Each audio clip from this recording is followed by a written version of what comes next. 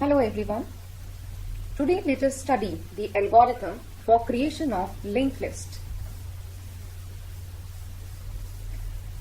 First of all, create a pointer start that initialize it to null.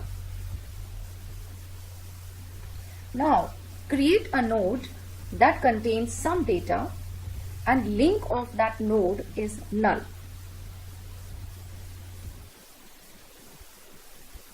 Now let the pointer start point to this new node so that this address start is the address of the first node now.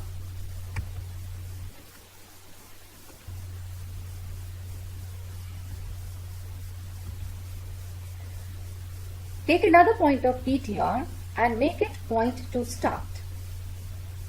Ptr is going to be the temporary pointer that is going to move ahead in the list. We will not lose the address of start.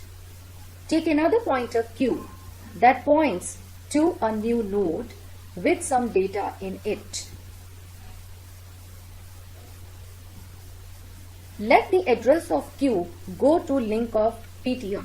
That means wherever q is pointing, link of ptr should point to it.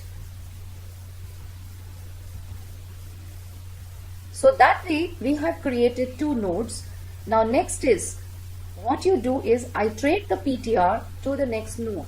That means wherever link of ptr was pointing, now ptr should point there. To make third node, take another pointer q where q is pointing to the third node. Put some data in it, and again wherever q is pointing, link of ptr should point there. Keep on iterating these steps in a loop as long as you wish, so that you can add more records, more nodes dynamically.